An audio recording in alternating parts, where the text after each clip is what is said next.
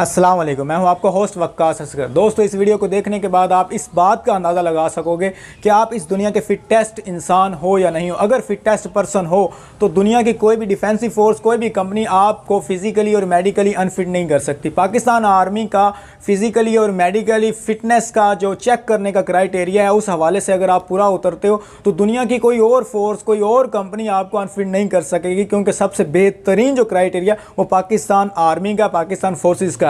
तो हम स्टार्ट करेंगे इस वीडियो में, हम क्या क्या कवर करेंगे। एक सबसे बड़ी इंपॉर्टेंट बात पहले मैं बता दूं, अगर आप जितने मर्जी टैलेंटेड हो, जितना मर्जी आपने पढ़ा हुआ है, जितने मर्जी आप पढ़े लिखे हो, जितने मर्जी आप कॉम्पिटिटिव एग्जाम में आराम से पास हो जाते हो, लेकिन अगर आप मेडिकली या फिजिकली अनफिट निकल आते हो तो फिर आपको वो जॉब नहीं मिलेगी। तो इससे अंदाज़ा ये होता है कि मेडिकली और फिजिकली फिट होना सबसे बेसिक इंपॉर्टेंट जो एस्पेक्ट है वो मेडिकली और फिजिकली फिट होना है। तो इस वीडियो में हम क्या क्या कवर करेंगे, इस वीडियो में हम आर्मी के रिलेटेड चीज़ें कवर करेंगे कि आप मेडिकली और फिजिकली किस तरह फिट होते हैं। उसके साथ साथ कमीशन का जो सेकंड लेफ्टिनेंट का सारा कुछ है वो मैं आपको यहाँ पर बताऊंगा। तो सबसे पहले हम यहाँ पर चेक करेंगे कि आपने अपनी एज के हवाले से अपना वेट कैसे कैलकुलेट करना है कि आपका कितना आइडियल वेट है। अगर आप ओवर वेट हो तो फिर भी आप अनफिट हो जाते हो, रेफ़र कर दिए जाते हो। अगर आप अंडर वेट हो तो फिर भी रेफ़र कर दिए जाते हो। तो वो मैं आपको बताऊँगा। उसके बाद आपने ये देखना है कि आपने how to calculate your age, आपने अपनी एज को कैसे कैलकुलेट करना है।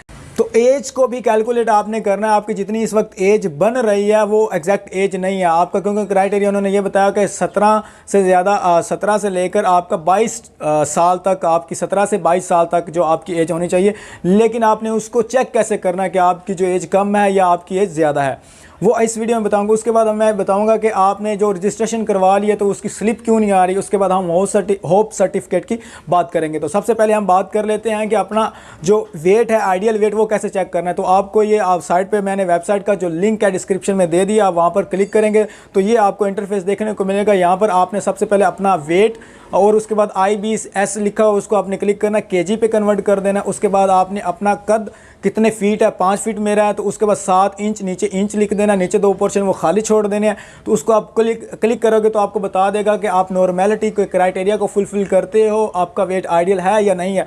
तो अभी ये मैस पर बॉडी इंडेक्स जो है उसका चार्ट मैं आपको साथ में शो करवा देता हूँ, इसी से आप डायरेक्टली भी चेक कर सकते हो। तो अगर आपको पता चले आप ज़्यादा वेट वाले तो आप अपना वेट अभी से कम करना शुरू कर दो। अगर आप अंडर द वेट हो, अगर आपका वेट कम है तो आप अभी से अपना वेट को बढ़ाना शुरू कर दो। तो इस तरह आप अपने वेट को और अपने कद के हवाले से पता कर लेते हो। अब हम बताते हैं कि एज को कैसे कैलकुलेट करना है। तो एज 17 से 22 साल होनी चाहिए। अगर आज 13 अक्टूबर है तो मेरी एज मिसाल के तौर पर 21 साल पूरी हो जाती है और मेरी आज बर्थडे है तो 21 साल मेरी एज पूरी होगी। लेकिन जब मैं वहाँ पर फॉर्म फिल करूँगा तो 21 साल मेरी एज नहीं बनेगी। मैंने कब चेक करनी है, मैंने वहाँ पर अगर लिखनी है तो मैं लिखूँगा 2022 1 मई तक अपनी एज कैलकुलेट करूंगा। मतलब अगर अक्टूबर का महीना मेरी 21 साल डेट बन गई है, उम्र बन गई है, तो मैं कैसे कैलकुलेट करूंगा।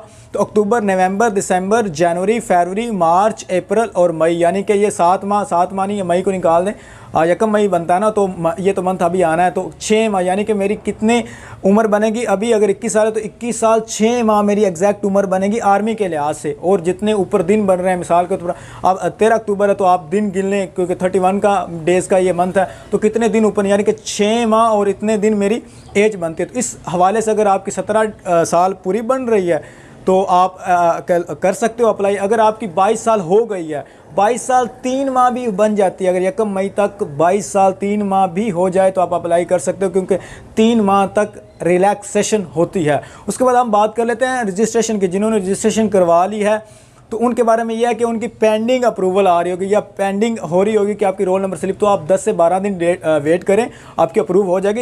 इसका इतना ज़्यादा इशू नहीं होता। अगर अप्रूव नहीं भी होती तो एग्ज़ाम शुरू हो भी जाते हैं, डेट निकल भी जाते हैं, तो आप करीबी सेंटर पर जाएँ और वहाँ आपको रोल नंबर स्लिप निकाल देंगे। उसके बाद हम बात कर लेते हैं होप सर्टिफिकेट की। जिन्होंने सेकेंड ईयर के पेपर दे दिए हैं वो होप सर्टिफिकेट पर अप्लाई कर सकते हैं। अगर आप फर्स्ट ईयर में प्रमोटेड हैं क्योंकि, तो आप वहाँ पर अपने ग्रेड्स लिखें। क्या लिखेंगे आप, ये लिख दें कि मेरे 60% नंबर आए हैं। तो आपने आर्बिट्रेरी फॉर्म में, फर्जी फॉर्म में आपने उसको लिख देना है।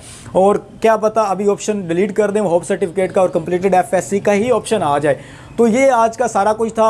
और उसके बाद आई साइट का जो बड़ा पूछते हैं सवाल, आई साइट का सबसे कमाल और सबसे जेन्युइन तरीका ये है कि आप ऑफिशियल वेबसाइट पे जाएं, आप अपनी दूर की नज़र, करीब की नज़र, ग्लासेस की नज़र, सारी नज़र जो वहाँ पर लिखी हुई है आई साइट, वो आप वहाँ से कैलकुलेट करें, उसको किसी आई स्पेशलिस्ट के पास ले जाएं, उससे पूछें इसका क्या मतलब है और अपनी नज़र चेक करवाएं।